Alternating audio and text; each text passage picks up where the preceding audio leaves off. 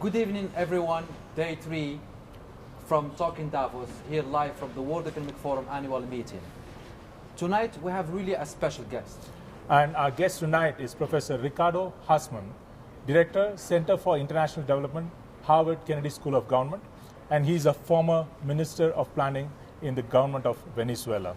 Welcome to the show, Professor Hausmann. Thank you. Welcome, Professor.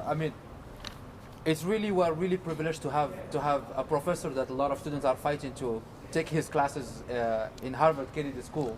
And before we reach your career right now and the work that you are doing right now, can you please tell us the highlights of who's Professor Hausmann?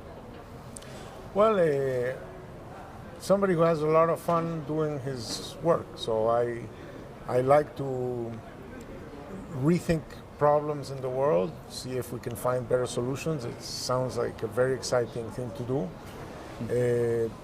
I like to teach, I like to train people, and I like to advise people, advise governments and so on. It's a very exciting thing to do because you get into their problems and imagine a way forward. And that gives me ideas on what to research. So research, teaching,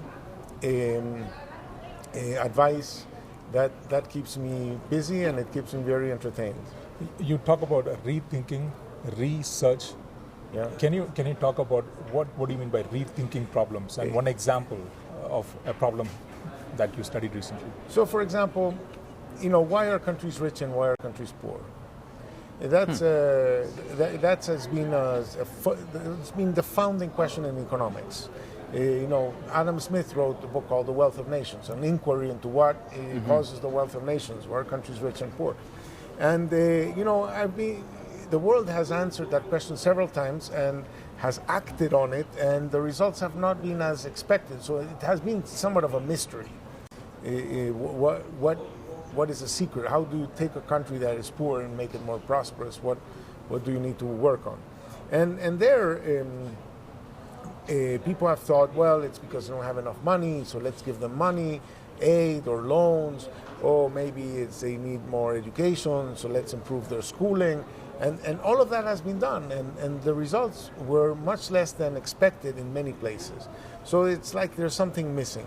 And so I've been playing with this idea that what's missing is know-how, and that know-how is not schooling, and it's something else, because know-how, as opposed to knowledge, knowledge supposedly is kind of like objective. You can put knowledge in a book, you can read the book, now you have it, right? But know-how is really your brain's ability to do something that you are not even aware of. And say, you know how to walk, but you don't really know what it is that you do when you walk, right? True. For you, you know how to walk, but so because of that, you cannot even put it in words. You don't say, oh, move this muscle here, move this other muscle there. To keep, you don't know. You know how to do it. So you cannot even put it in words. So therefore, you cannot even communicate it to another person because you cannot put it in words. And if you could put it in words and the other person heard you, it won't make them walk. So know-how has this very complicated way of moving. It's really a wiring of the brain. And it's a slow process of rewiring somebody else's brain. That's why it takes musicians 20 years to master an instrument. That is why and in my mind that know-how, and it's a very specific know-how. In India you have, for example, subcastes of elephant drivers. And I don't know what goes into knowing how to take care of an elephant, but you don't learn that in school. You learn that, in the house, taking care of an elephant for a lot of years.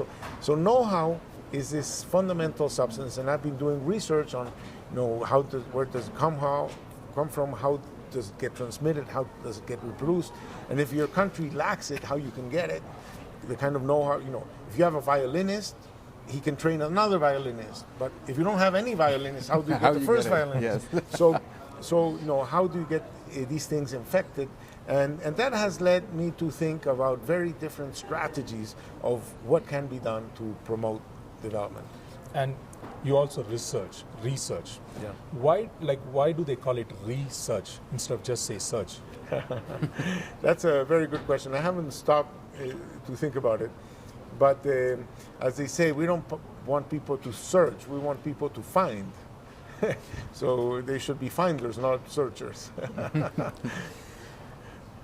I mean, listening to you, I have one question. How can what drives the curiosity of Professor Hausmann? Where do you get that curiosity from? Well, you know, And basically, I'm asking that question because they told me you can ask Professor Hausmann any question, he can answer. you know, I get tired of thinking about the world in a certain way. And I always ask myself, would this phenomenon be completely explained by something completely different? And I guess, when I was young, when I was in high school and so on, I decided that I wanted to be a physicist. And I studied physics. I graduated in university in physics. And then, because I wanted to understand the world. And then I sort of like, in that process, I took some electives and other things and found out that, societies are really as interesting as, physical objects, even more. So I did my PhD in economics. But in some sense, it is always trying to answer the question, why is the world the way it is? So what's driving it? And the other reason to study economics instead of physics is that, you don't care about the welfare of electrons, right? But you do care about people. And if your research can improve on people's lives, it is not only exciting, it's that much more important. Yeah, talking about societies and the communities, you said before, Genuis is not really about individuals. It's really about a collective. It's about a community of practice. What do you mean really by that? Well, so you say, oh, look at the art in Genoa, or the geniuses in Genoa. Well, what is a genius? A genius is a particularly good guy in a certain practice. Say Leonardo is a fantastic painter and many other things. But somebody trained him to paint. Somebody criticized his painting. Other people were painting that he could copy, right? Other people were interested in buying paintings. So there was really sort of like a painting practice. And there were some mediocre guys, some better guys, some guys who were almost as good as him that put a lot of competition. So out of there emerges maybe one Leonardo, but many, many other painters. So it's really, had he been in an island on the Caribbean, he would not have learned to paint. He would not have been Leonardo. So it's really the community of practice that generates many painters, and some of them bad, some of them okay, some of them very good, and some of them spectacular. But it's sort of like the peak of the iceberg. There's really a whole structure that is sustaining that that iceberg. Just speaking on that point, from individual to collective, and you're a professor of international development.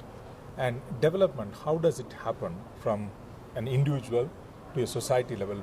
Does it start first at the mind and it manifests in the real world, or it has to manifest? Like I see in India, we are building roads, we are building toilets, we are building a lot of things, but adoption is not happening.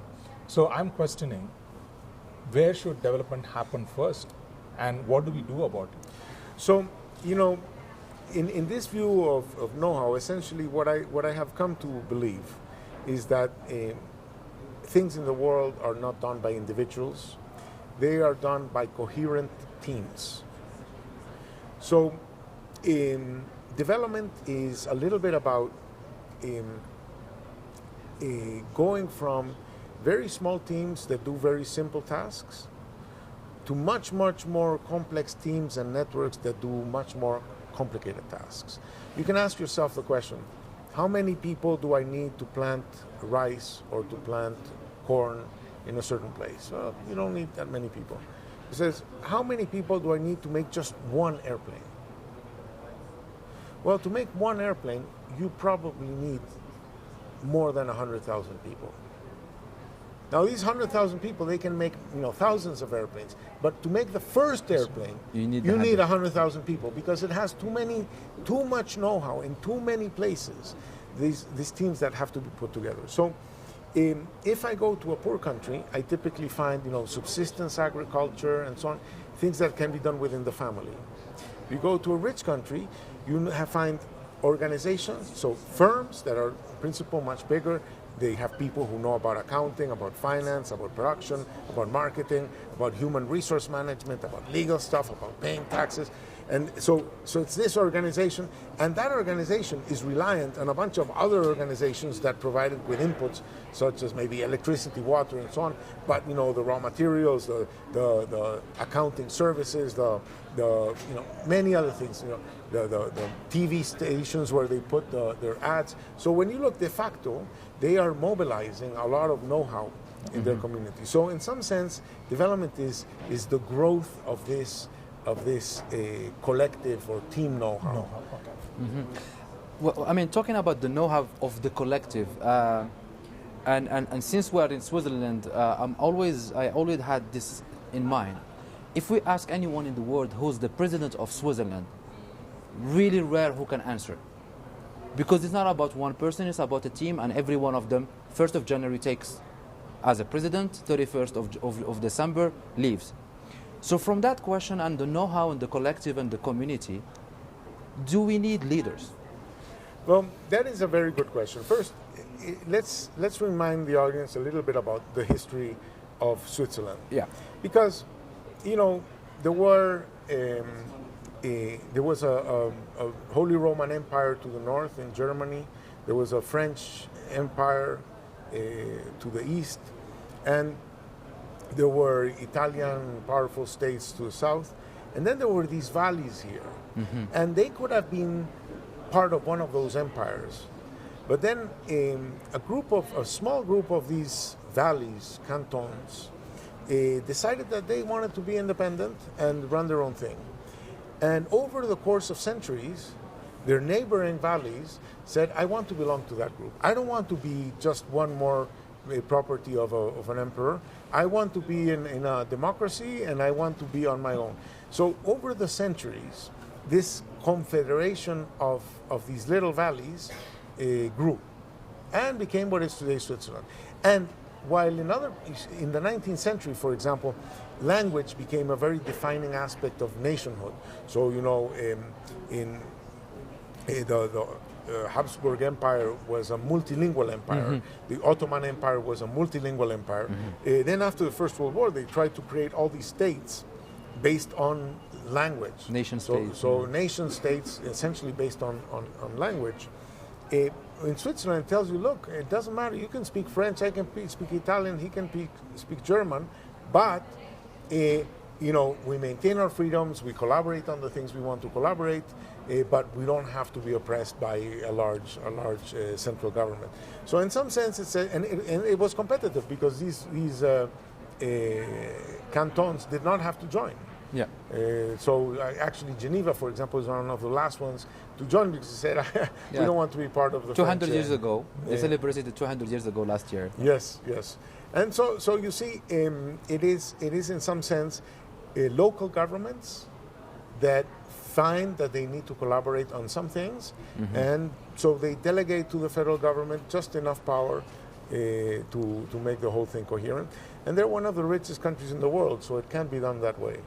And like applying that know-how, scaling of know-how that you were talking about, now within a state or within a country, because it's all integrated, you can scale it. Now, for example, if I have to take the Switzerland model and I have to transplant it somewhere else, of course, it's not possible.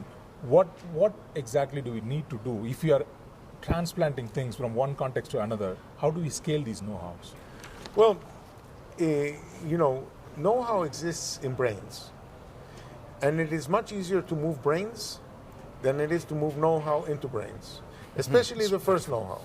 So a lot of the know-how spreads through people moving, migration, diasporas, networks like the Global Shapers.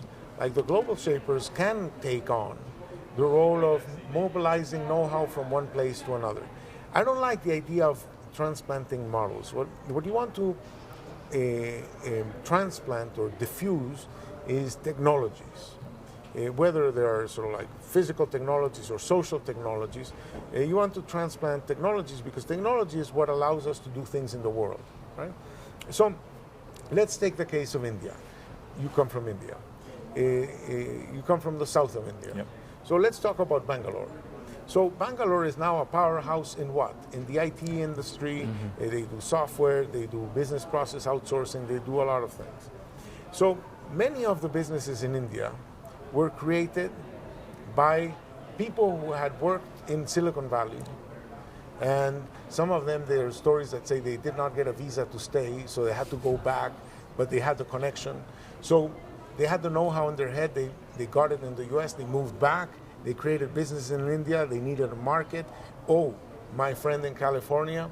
So it is that international connection. So the know-how moved from Silicon Valley to Bangalore through this movement of people and heads and so on. And it's completely transformed Bangalore. It's one of the most prosperous cities in India. So that's one example of it. You're from Morocco. So let me tell you a story in Morocco. I went to Morocco several times about 10 to 7 years ago. And the place got full of call centers in French. And so I started interviewing these call centers and say, well, how did you get into this business?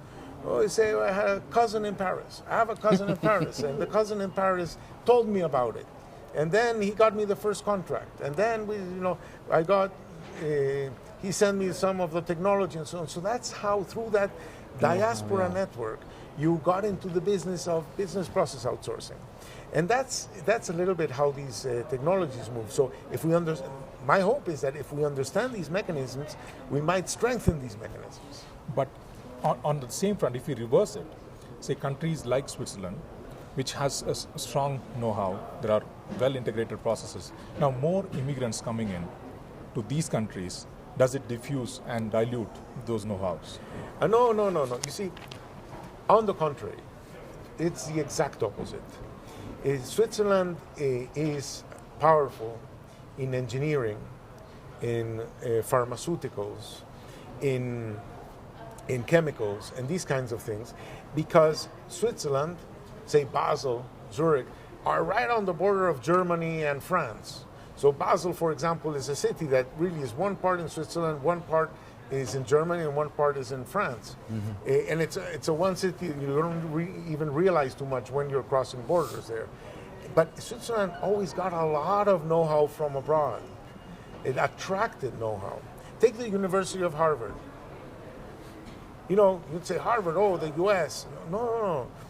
Most of my colleagues at Harvard are foreign-born. The secret of the U.S. is not that they have all these geniuses in the U.S. No, it's that they attract talent from abroad. So, it's not about people being, some people being dumb and other people being very intelligent. It's really not about that. It's about some people knowing about one thing and other people knowing about other things that they can work together. So it's this diversity of know-how. So the more diverse the know-how, the better. So for example, take in the US. When I studied in the US in the 1970s, you couldn't find stores to cut your nails and stuff. But then there was a Vietnamese migration. And now the country is full of stores where you cut your nails and are all owned by Vietnamese. And that know-how, that business idea, was transferred from Vietnam to the U.S. You have, across my office building in Cambridge, there's an Indian restaurant. There is a Thai restaurant. And I was speaking to the Thai restaurant owner, and he was telling me that he has trouble keeping the restaurant because he has trouble finding cooks. And he said, well, what's the problem? Can't you pay the salary? He said, no, you don't understand. They have to be Thai. Because if they're not Thai, it's not really Thai food. And the Thai people no longer want to work in a kitchen. They want to be engineers and something else. So it's know-how moves in brains in these communities of practice. And what we need to do is sort of like infect countries with these new possibilities. But it's not about diluting yourself. No, the more the merrier. The more diverse, the better. I mean, to your last point, and got me thinking again about Switzerland, where we are right now. They have a concept which they call Swissness. They say we are number one in coffee, and we don't grow any coffee. We are number one in chocolate, we don't grow any cacao. We are number one in selling kitchens, and they don't even cook. They have cheese and that's it. They are number one in elevators, and they have chalets. how can we diffuse to other countries and communities that the know-how can be something else except what they have? Because generally, I'm talking about, for example, Morocco, we have the phosphates, then we need to be number one in phosphates. How can we be number one in something that we don't know, we don't have? What you have just said is so important. Countries think that their wealth comes from their natural resources. Their wealth comes from their know-how. If you have natural resources, say you have oil, do you know how to find the oil? That requires a lot of technology, geology. Do you know how to find the oil? If you find the oil, do you know how to extract the oil? No, that's a very complicated. Do you know how to refine the oil, how to process the oil? So, yes, you own the oil and you want to be paid as a landowner for the raw material. But that's not where the value is. The value is in really knowing how to do these things. So many countries make a lot of money. Say Australia has a lot of mines in Australia, but they make a lot of money by selling their mining know-how, by mining elsewhere, because they know how to mine. They don't need to have mines. They know how to mine. So it's really about expanding your know-how. That's, in my mind, the most important aspect of development is team know-how, collective know-how. Because modern technology cannot be done by individuals. It has to be done in teams. And that goes a little bit to one of the things that you global shapers have been pushing, which is this idea of entrepreneurship. And I want to say the following. We are putting too much emphasis in entrepreneurship on the entrepreneur. And a company, a successful company, cannot be a one-man show, because a person doesn't know enough. A person doesn't know enough to be a business. You need networks of people to do things.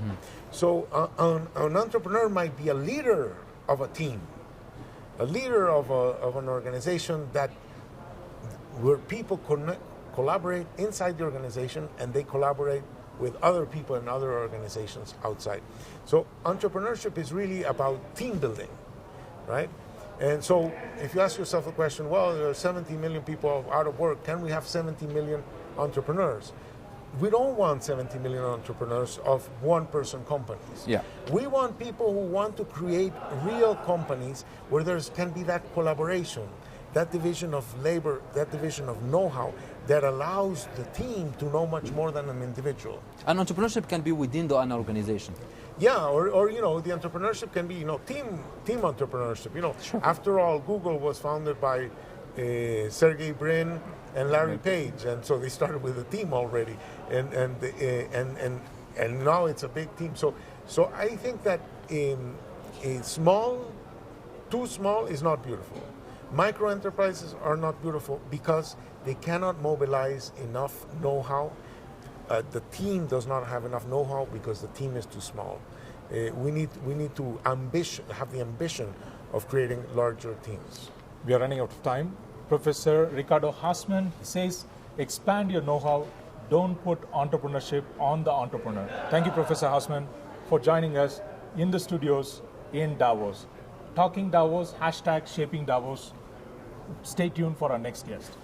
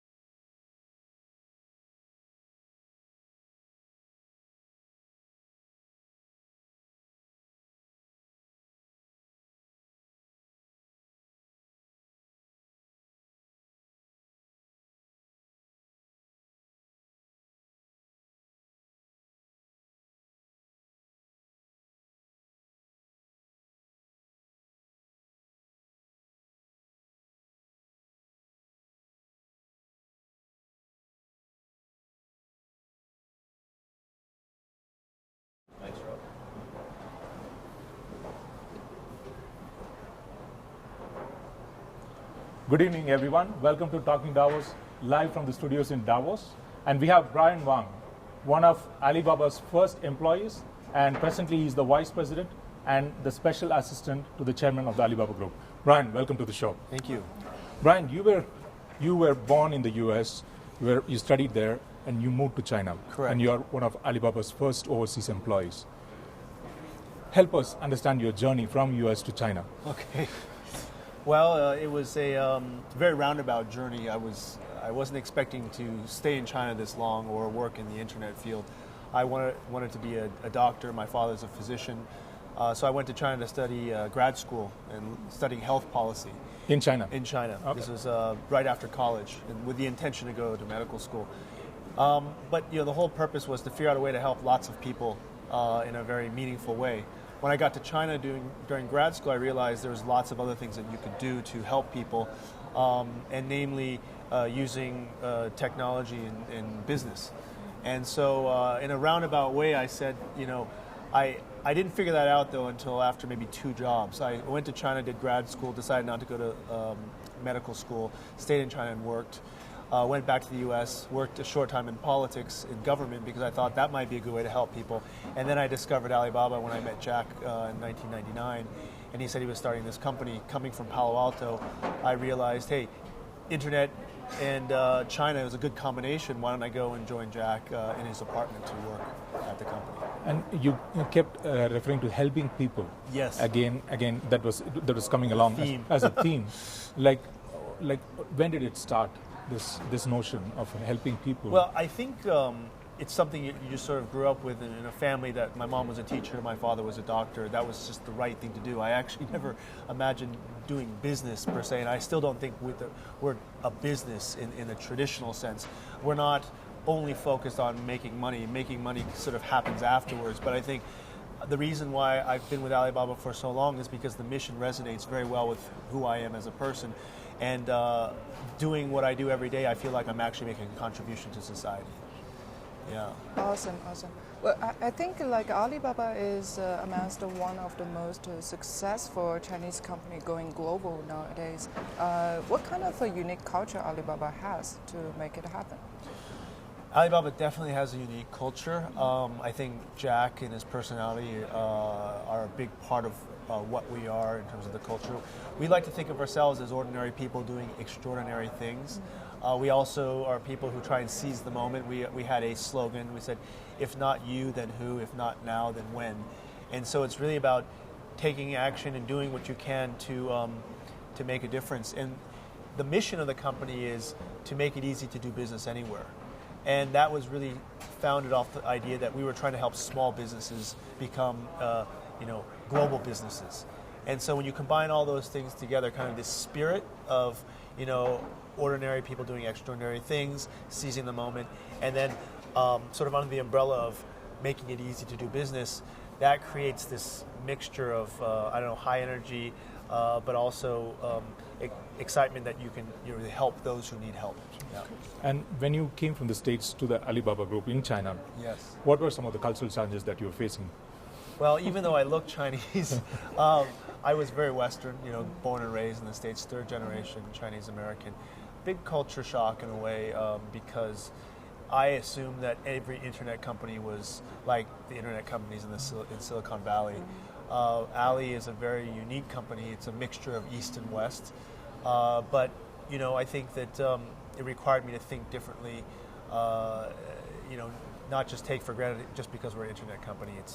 It's like one in Silicon Valley. But I think that also gave us a unique advantage because we're thinking from the perspective of a developing market and what developing market customers and companies need. So it's a blend. Sure. And also, if you can talk a little bit about the leadership styles between Yes. US and China. What are some of the similarities? What are some of the differences?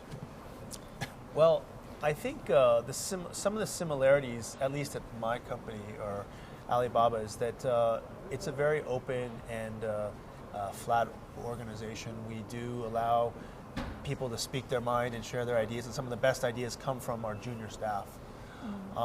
I think in terms of the differences, and it's not necessarily a major difference, but what I realize is that this esprit de corps sort of feeling where you mobilize large numbers of people for a very common cause and you invigorate them in these large sort of all hands meetings. That's something very common at Ali that I don't know it's the same, say, necessarily in the West. And we'll have these stadiums full of all of our staff, and we'll chant these slogans, and that is really a way to kind of create a spirit of can-do. Because when we started Ali Baba, there was nothing like it that existed, and we had to believe in what we were trying to do. Sometimes trying to do the impossible, taking on companies like eBay or creating a marketplace that would serve all these small businesses had really never been done before. Could you tell us what's the average age of the employees? Average age at Alibaba is 27. Wow, it's really, really young. Any advice for the millennials, like to join like a global company, especially a Chinese background company like Alibaba? Advice in terms of? If, for example, like foreigners, like millennials from foreign backgrounds want to join, a Chinese lead company. Well, I think that for any of the millennials or young people that are coming to China to work, because evidently there was a report in U.S. News that said that China is the #1 country to start new careers. So anyone that wants to be an entrepreneur or start their career, China is the #1 destination in terms of the survey, which I found very interesting. I think what China, anyone going to China today, the best advice is to keep an open mind, be flexible. The rate of change in China is extremely fast. Each generation is distinctly different in terms of their thinking and their behavior. And one of the things I found challenging for me as a sort of a Western-raised person going into China is the rate of change was exhausting. When I worked at a U.S. company, I remember we'd have 3 to 5 year plans, and maybe you do a new strategy every year. You'd re-look at that and maybe tweak it. At a company like Alibaba that's in China and it's in the internet industry, you're restructuring constantly, and sometimes you're changing your strategy after 3 months or 6 months. And so I think in China that's not that uncommon to have such rapid change. And so anyone that goes there, I think you have to be ready for that. You have to be adaptable. One of the most important skills is adaptability. And then you have to really believe in what you're doing. Because change happens so quickly, you're going to get exhausted, you're going to get frustrated, you're going to say, why am I wasting my time on this? So one of the things that I think keeps people engaged at a company like Alibaba is a strong sense of mission and vision. And I would say anyone young that's going to China or anywhere for that matter and looking at work, have a good idea of what do you want to get out of that experience and what do you hope to achieve. And can you talk a little bit about innovation in China versus innovation in the West? If you can take like 30 seconds to a minute. Well, innovation, necessity is the mother of innovation, everybody says, right? And I think that what China has done is really adapted technology to fit the needs of that market. China's needs are different from those in the West. And so when everyone talked about how China was a copycat environment, especially Silicon Valley, that might have been true at the beginning when the internet was brand new. But today what you're seeing is innovation is happening in China that surpasses what is being done in places like Silicon Valley. Internet finance, for example, what we've done with Alipay and Ant Financial, we're creating new ways of doing payment, new ways of financing small businesses, creating our own credit rating system, and this is way ahead of what's being done in the West. In terms of instant messaging, you see companies like Tencent with their instant messenger that has all these different functionalities that, compared to the West, they use maybe WhatsApp. It's very simple, and it's not to say one is right or wrong, but these are being adapted for the China market. Okay. Actually, I'm quite interested in there is a big trend, not only in China but globally, worldwide, is young people tend not to get into big companies, but doing startups as soon as they graduate or even undergraduate time. Yeah. But you choose to stay in Alibaba for more than 15 years, 16 years already? Well, I left for a few years, yes, so probably then 13, 14 years, yeah. Is there particular reasons you're doing that, or any advice you can give to young people who want to do a startups, or give them a reason why they? Yeah, I think we're in a very lucky to be born in an era where doing startup is this is probably the best time to be an entrepreneur. Why is that? Is we're in an inflection point. We're talking about this fourth industrial revolution here at Davos, and that's really about technology and how that's changing the world, the physical, the digital, and the biological worlds, and this convergence of technology. And why is it a good time to be an entrepreneur? Because a lot of things don't exist that need to exist moving forward. We have the capabilities and the technology to create new things, but somebody needs to do it. And if you think about the Internet of Things, for example, and this is an area that we're involved in terms of the digital world, Internet of Things is simply taking behavior and digitizing behavior in a way that you can record it and quantify it. And then you take that data and then you create intelligent decisions off that data. And Alibaba today is gone from a marketplace now to a big data company. And all the data we generate from transactions and all the behavior through that platform can then generate recommendations for purchasing, recommendations for things related to health, because we have a health company, and generally just help you make better decisions and make your life more convenient.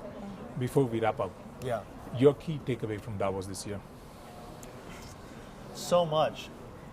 Personal or professional? Two things, one personal, one professional. I think one of my key takeaways at Davos personally is just realizing how little I know about the new world today. I've met so many amazing people that are doing things in all different areas. I just came back from this one day at a refugee experience, and the things that I learned that are happening in that world, I have no context for. Those sorts of experiences that they tried to bring to life were just mind-blowing, and that is something that we're facing as a society in terms of the refugee crisis, but very few of us really know what's going on. And I think my interaction with the people there just gave me a glimpse, but at least I have appreciation for the challenges of that from that perspective. Also, the breakthroughs in science. I met some people that were growing bone replacement. You can create, or you can grow your own bone replacements outside your body using this technology. A startup that some people I met, and then finally, just all the other things related to the digital world. Something I'm more familiar with, but it's great to see how so many different traditional industries are being impacted by this, and so that's my personal takeaway, and I guess you could say professional takeaway. But I think that one other thing I'd say is the level of optimism and sort of can-do attitude despite the challenges that we're facing. People are talking about solutions. They're not complaining. They're talking about how we can address these and how we can all work together to address these. And I think that's a really positive thing that's coming out of Davos. Thank you, Brian. People are talking about solutions and not just challenges. That is Brian Wong, Vice President of the Alibaba Group, here with us in studios in Davos. #Shaping Davos. Stay tuned for our next guest.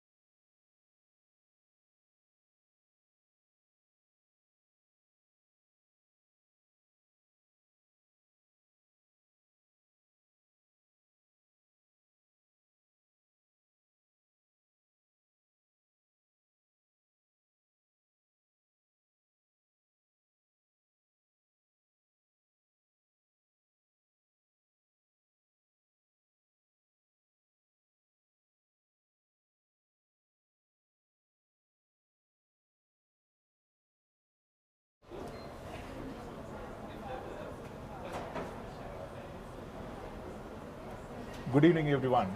Welcome to Talking Davos. This evening, we have a very special guest, and our guest is... Indeed, he is none other than Wale Tinubu, who is the CEO of Wando Group, a Pan-African energy conglomerate, but perhaps even more important for our community. He is, Wando is a community partner for shapers across Africa. It's such a pleasure to have you. Welcome to Talking Davos. Welcome, Wale. Please tell us about your childhood dreams. Childhood dreams. I always wanted to do something spectacular. I was quiet when I was growing up, but my mind wasn't quiet. My mind always wanted to challenge things. I wanted to break records. I wanted to do something which would have a collaborative impact on a society. In other words, dealing with other people, putting them together, shepherding them, and then marching in a common cause. But I couldn't quite figure out what the cause was. But I knew there was a direction I wanted to go. And who inspired you the most when you were a child? Definitely my parents. I mean, I think when it came to discipline and the ability to make commitments, right? To be trustworthy, to be credible, that definitely came from my dad. Because unfortunately, I had a father who, when I said I'd be home at 10, if I came home at 5 past 10, he'd look at me and say, that's not good enough, you know. I don't mind you coming late, but you made a commitment to come at 10. So if you can't make it at 10, then you're letting somebody down. And that sort of, that worked very well in terms of driving the kind of character I had when it came to commitments I made to our stakeholders in business, in terms of bankers, shareholders, service, people we provided services to. And indeed, making commitments creates credibility. And then I think on my mercantile side, my mother probably was my biggest influence. She taught me that it was okay to be passionate yet strong. You know what I mean? And also, she actually gave me my own commercial leaning. She was the businesswoman in my family, and I think I learned the commercial instincts from watching her right from a very, very tiny age wheel and deal in her own way. Commercial instincts from the mom and commitment from the dad. Yeah. That's interesting. Very interesting. And perhaps that word commitment. The World Economic Forum, our logo here, is committed to improving the state of the world. You talked about your commitments to stakeholders. I'm really interested, I think we both are, I know your commitments, your personal commitments, perhaps to humanity. Humanity. Well, I mean, I think that certainly in what we touch, I try and certainly make a difference. In all our business endeavors, in the communities we work in, we try and ensure that it's clear that, you know, we had an expression, we used to call it the Wando way. We wanted to ensure that whatever we did was world-class in whatever we did, and that we left a world-class standard. And irrespective of our environment or where we came from, we wanted to be able to prove that, you know, just because the way and manner things were done globally and the global standard had to be our own standard. And that has actually worked through our system. And perhaps as a follow-up question to that, you know, just it's a lot that you manage, you know, your personal space and professional space. What keeps you up at night?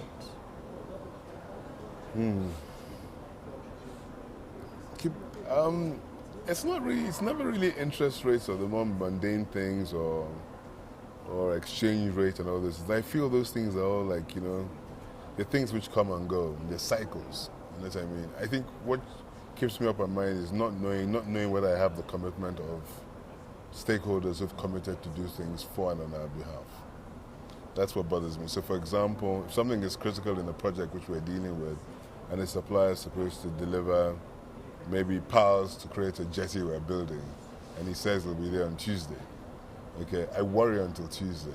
Okay, I always plan for the worst, because the worst usually happens.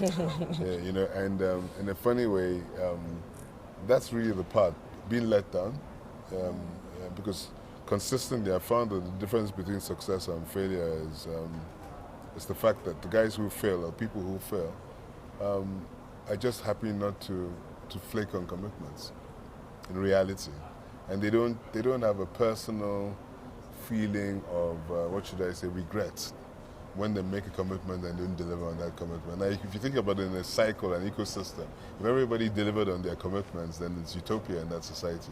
But what happens if somebody drops the ball and usually when they drop the ball, they don't make any excuses for it. There's a reaction, a counter reaction, and the system stops working. But then when everybody's committed, everybody's aligned, and that's why a company will work successfully, a society will work successfully, an institution like a hospital or a school works when everybody's aligned and everybody's in the right direction, everybody's marching in one consistent direction, and that's my own perspective. And tell us about your first Davos experience and how it has been so far. How many times you've been here, and what brings you to Davos every year? I think my first Davos experience was a real mind opener. I mean, I'd seen the pictures and you see the snow-capped mountains. I think I first went to I went first to the one in South Africa before I went to Davos. I went to one in South Africa and I went to one in Davos right after that. I've been coming here I think this is my 9th year, yes, consistent year. And I've actually committed myself that as long as I could afford it financially, which I expect to be able to, or health-wise, I would definitely come here every single year. Because for me, it's actually a period when I get to reflect. Because I spent in building the business, I was always spending so much time worrying about has the cargo arrived, has the ship discharged, is the refinery open, have we paid our loan, have we, what I mean, consistently all the issues you do when you're managing a business.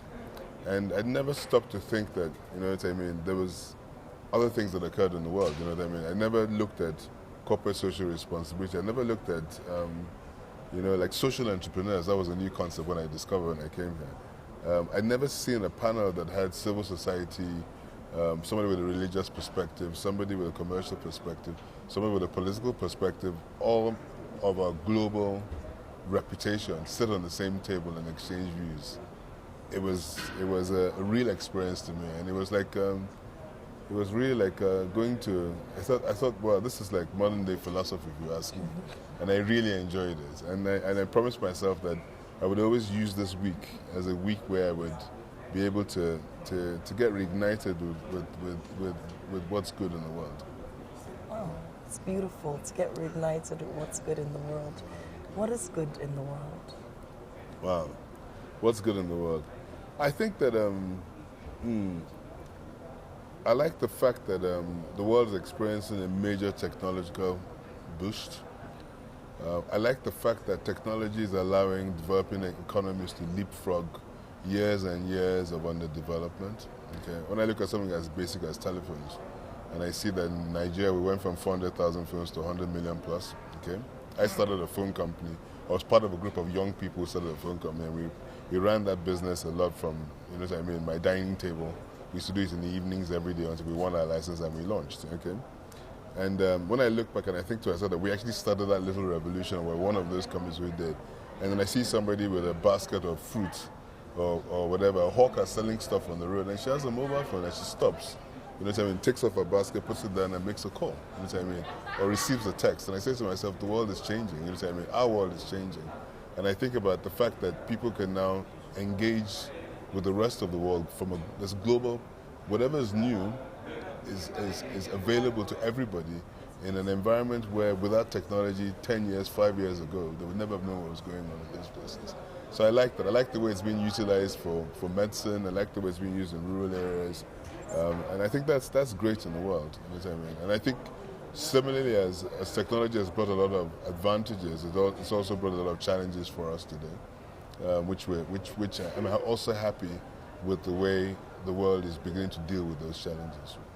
Yeah, just in the interest of time, this might be the last question I have. Like, what is your leadership style and how it has evolved over the years? And what is one key takeaway from this year's Davos? My leadership style is one in which I try and set out a vision, make sure it aligns with the team, and I look for talent. And, I charge them with that responsibility, and I try and restrain myself from getting involved in how they do it. I think the best form of leadership and the most effective way is to let people get on and make their mistakes, but be there to guide them. So I'm kind of like a shepherd with a stick, heading a flock in the direction I want them to go. I really like people transforming. It's always a great delight for me in my own environment anyway, when we identify somebody with talent. Usually they're not quite sure of themselves, you know, and you give them responsibility, and you'll be surprised how marvel as to how they suddenly take charge. And at the end of the day, you know what I mean, they come to you on issues, and it's always, well, here's our challenge, here are the options, you know what I mean, this is what I want to do, what do you think? And so effectively you're only providing guidance. They're the ones who are actually leading. It's beautiful. Allow people to make mistakes and take charge, to lead effectively. That's the message from the CEO of Owanda Group, Wale Tinubu. Wale, thanks so much for joining us in the studios in Davos. Stay tuned for our next guest and follow #ShapingDavos. Thank you. Thank you very much. Thanks, V. Thanks.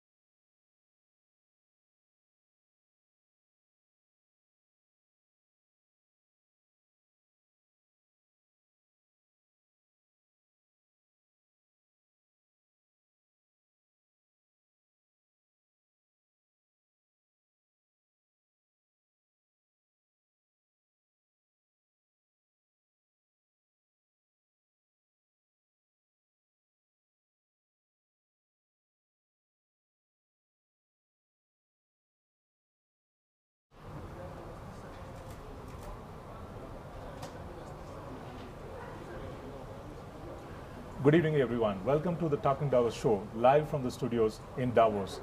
We have a very special guest now, and our guest is Philip Rosler. Hi, hello. Hello, Philip. Philip is a member of the World Economic Forum Managing Board, and perhaps I can also mention at this point the former Vice Chancellor of Germany. Welcome, Philip. Thank you. Welcome to the show, Philip. Please talk us about your leadership style to the global shippers who are watching the show.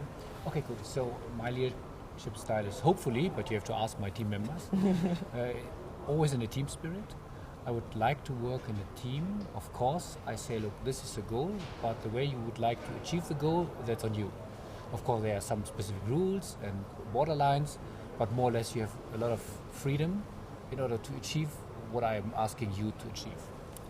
Philip, we're here at Davos. It's a massive event, and you are at the heart of it. Please, can you speak to the experience of being here in this beautiful snow mountains? It's first and foremost, of course, pretty exciting. The downside is you have so many appointments that you cannot really, embrace the entire program, and you can see only a minor picture of what is going on here during these 3 or 4 days. But again, so it's really exciting to have so many people on site from so many different walks of life. It's really exciting, and I'm happy to be here. Fantastic. Could you share one highlight? I'll push you a little bit on that question. I think the highlight was, of course, the panel I have had the honor to moderate. It was with Queen Rania, the Deputy Prime Minister of Turkey, Deputy Prime Minister of Belgium, the head of ICIC, and a really amazing entrepreneur, the CEO of Chobani. And it was a discussion how to respond to the modern emergencies. And please do not respond in the old-fashioned style to give money for refugee camps, and that it was good for your conscience but bad for the people. No, it was really an entrepreneurial spirit, how to create on the ground for the people, for the refugees, jobs, education, hope, and it's a question of dignity, and that was so inspiring for me. And so I'm a little proud of this. Beautiful. The fourth industrial revolution is a big theme in this year's Davos. Yes. What do you hear from the leaders who you interact with during this year's meeting? Yes. They really appreciate that we have this as a headline and the main theme, because we, as a consequence, offered to all the different leaders, policymakers, as well business leaders, a platform to come together, to talk about the fourth industrial revolution. What does it mean? What are the consequences on the business end, but as well for the policymakers? And to be honest, quite often the development in business and society is much faster than the change and the flexibility and the adoption by the policymakers. And in order to create really a common understanding, what does it mean and how to react accordingly, I think therefore we need this kind of platform. I'm sure our viewers around the world are looking at you and saying, he's so young and he's the Vice Chancellor and here he is in the management board. Can you speak to that journey, and where you are right now? Okay, so yes, I look a little bit Asian, so not what you maybe expect from a German Vice Chancellor, but as part of the story. So I was born in 1973 in Vietnam during the Vietnam War. So then I came from a Catholic orphanage, so I was adopted. So to some extent I was some refugee, even of course the refugees today have it even more tougher than every before. But then I came to Germany. My country gave me the chance of my life. So I could go to school, I came into a beautiful family, a nice family. And I went to university, made my career as a medical doctor, and then decided to join politics. I was elected first on a smaller state, for there 6 years in the parliament, then deputy prime minister on the state level and minister of economics, labor and transport. And then given my background as a doctor and my policy background, I was asked to become federal health minister. I was this 2 years, and then I became the chairman of my party, so the Free Democratic Party, and I changed the portfolio to economic and technology. And as the chairman of the coalition partner in a coalition in Germany, so the bigger party is then the chancellor, and the smaller party is then the vice chancellor. So I was then the deputy of Angela Merkel for 2.5 years. Beautiful. And you spoke to the fact that you are an orphan and a refugee. Right now we're in the midst of a refugee crisis, a migrant crisis, and Germany is also at the heart of that crisis and in the way it's responding. Could you speak to some of your views on what is going on in Europe and beyond? So maybe even it's a really personal point of view, but I think there's one message. First, it was not a downside for a country to be so open and to integrate first at the beginning strangers or strange cultures, even strange faces. Secondly, so if you have the chance, so then you can use it. I think it can maybe encourage all the different tragedies we now see to try to come out of this and to convince the host countries to be open.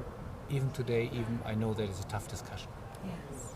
And what, according to you, are some of the biggest shifts that are happening in the world right now? Of course, we have so many smaller geopolitical turmoils, and there is no voice and no power, by the way, who try to manage this. And so the answer is now pretty clear. So the regions and all the different regions have to manage their own turmoils by their own, maybe with some support from outside. But at the end, it makes a platform like the annual meeting even more important, because we can bring the different stakeholders together and to come not only to discussions but to joint actions. And that has changed, that you even today you need this kind of platform, because there is no one else besides yourself who can manage your challenges. You've been now 2 years with the World Economic Forum, and you just spoke out the important role it plays in these times of turmoil. Could you speak to some of the key outcomes you've witnessed in these past 2 years with the forum? First, I think the biggest learning for me was that the World Economic Forum it's even more than only the annual meeting. Of course, that is our flagship. It's so important, as you have seen here over the last days. But we have also smaller events. We have so many exciting communities, young global leaders, global shapers, of course, the most important, an exciting community. And I haven't known this before. I was 2 times as a minister in Davos.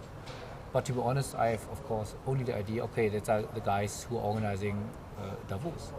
But now I realize the entire universe behind the World Economic Forum, and it's so exciting, and we have so great people in teams. And I love this and appreciate this. And when I was minister, I could achieve a lot, but only with your civil servants. But now, working for the forum, and that's for all of us, you can achieve even more, because you can bring policymakers, civil servants together with business leader and the employees, civil society, so you can really leverage all your ideas and you can really have impact.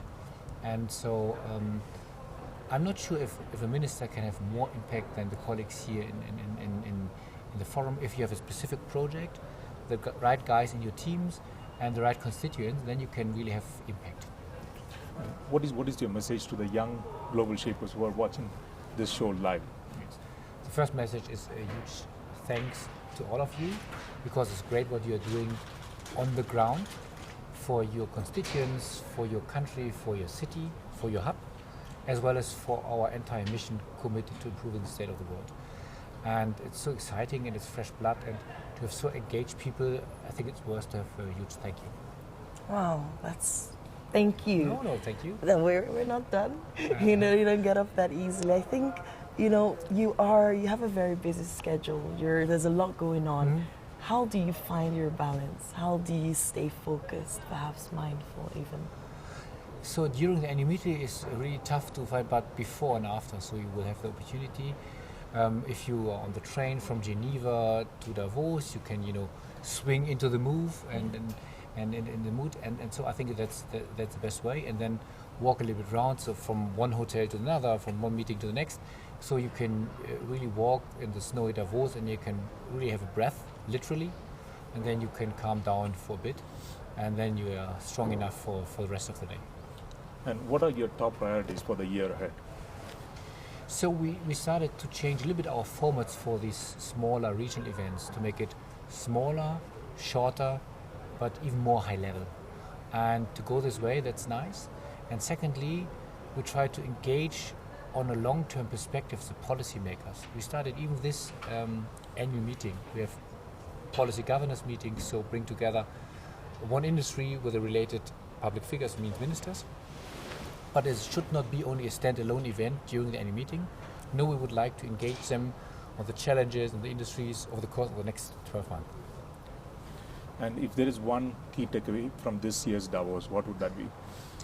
I think it's really encouraging that all the different stakeholders have realized how important this challenge is and how important it is to deal with the challenge of the refugee crisis. But it was really encouraging to see that they're motivated, even passionate. We have so many different, even private activities, projects, and that is my key takeaway. Okay. Refugees and the stakeholders taking care of these refugees, thinking about refugees, is one of the key takeaways for Philip Rossler, Managing Director of the World Economic Forum and member of the Managing Board here in the studios in Davos. Thank you, Philip, for joining us. Thank you, Philip. Stay tuned for our next guest. Follow #ShapingDavos.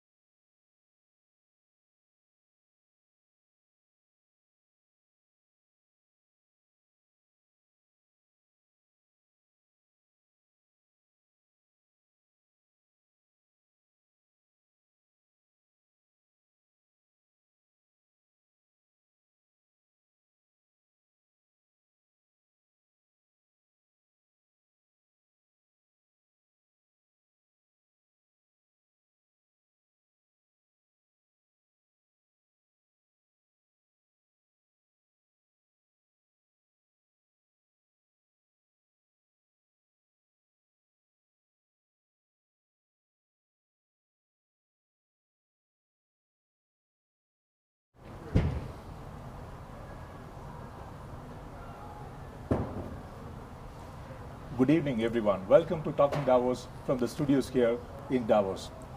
We have a very special guest, a professor of management and psychology at the Wharton School in the University of Pennsylvania, Adam Grant, who is also the author of the new book, Originals, which is going to be released very soon. And he's the author of Give and Take, recently, which was published earlier this year. Adam, welcome to the show. Thank you. Good to be here. It's such a pleasure to have you. And I've had the opportunity and honor of engaging with you in the past and know that at the core of what you do, it's how we can be better leaders, more effective leaders, and how we can inspire others to do the same. You're here at Davos, there are all these leaders around. Could you speak to your experience in the last few days? Yeah, it's been an amazing week. There's so many fascinating people and conversations here. The most interesting thing to me is how many leaders are shifting their way of thinking. So most of the leaders I've worked with over my career try to make decisions based on intuition. They say, look, I have a lot of experience, I go from my gut. And I think that's starting to change dramatically. We're seeing more and more leaders say, I want to know what the evidence says. I need good data, and then I can make better decisions. So I think that's probably a good sign. Good data. That's quite interesting. And your work focuses a lot on success, work motivation, helping and giving behaviors. Can you talk a little bit about it?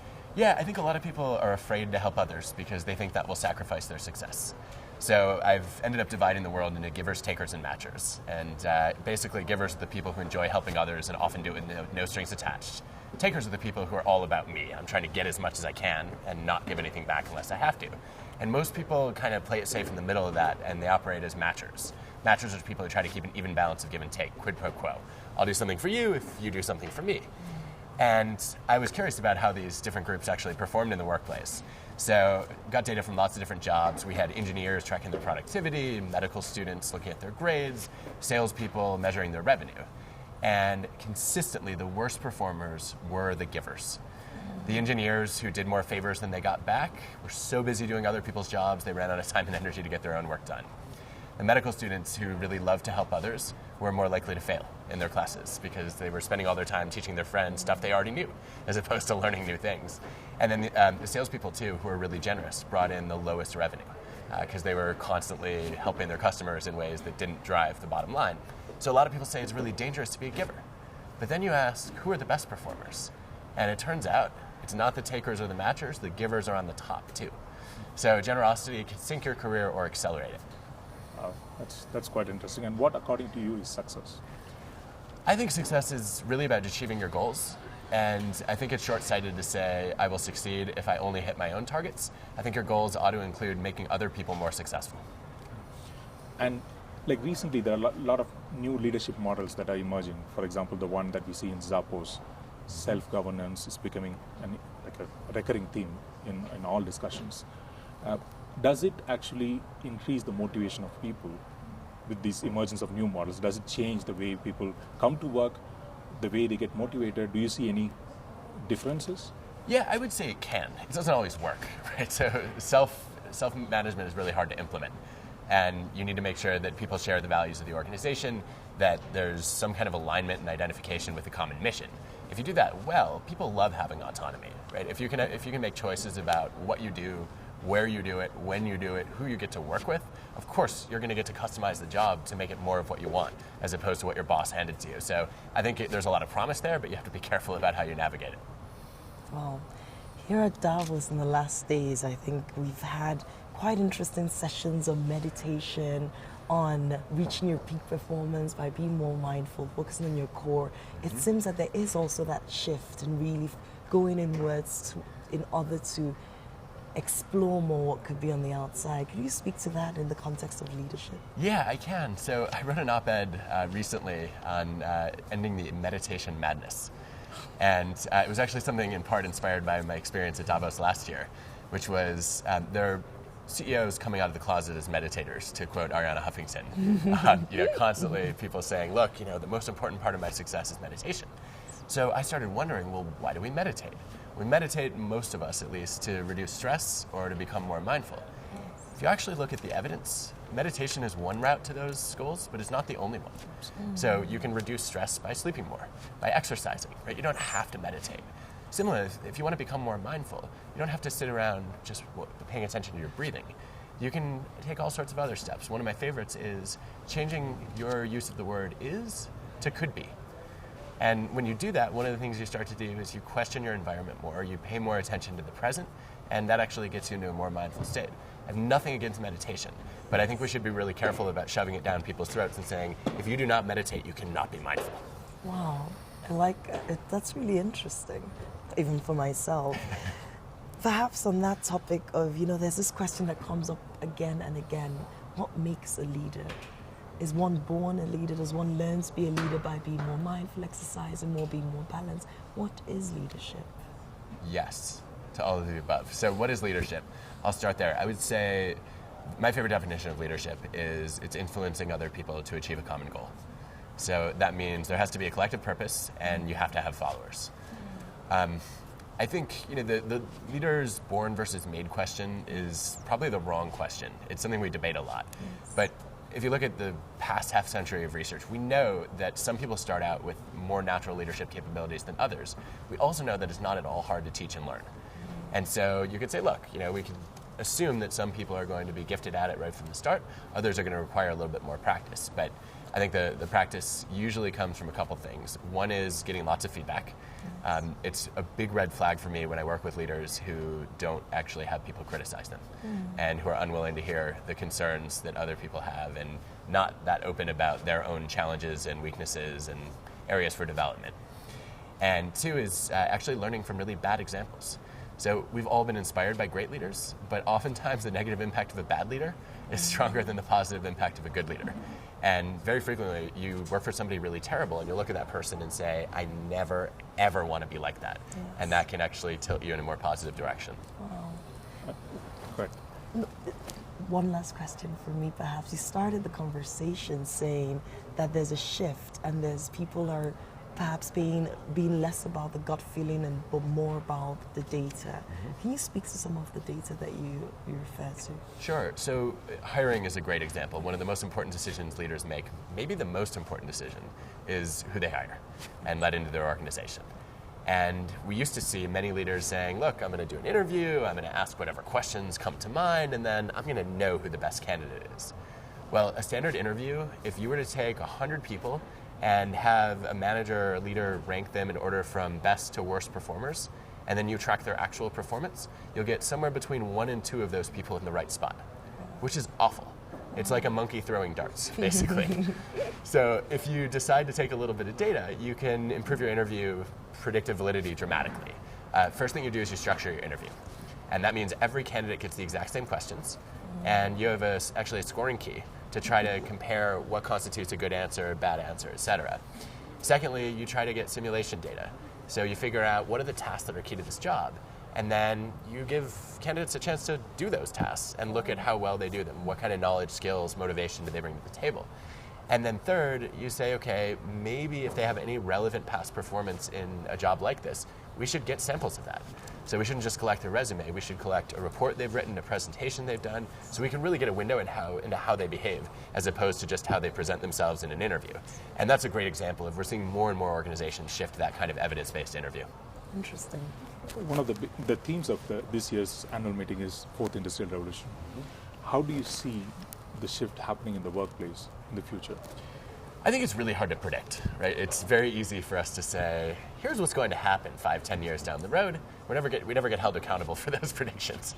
I would say the most compelling argument that I've heard is from George Anders, who basically argues that the jobs that are going to be most important and have the fastest growth over the next decade are going to be jobs that require empathy. Because it's very difficult to automate concern for other people and deep understanding for clients, for colleagues, for other stakeholders that you might interact with. And so I think we're probably going to see increasing emphasis on how well you can really connect with other people, understand what they want, and figure out how to help them. Connect with other people, show empathy, figure out what they want. Those are some of the things that Professor Adam Grant suggests to all of you young people who are watching this show, live from the studios in Davos, #ShapingDavos. Stay tuned for our next guest.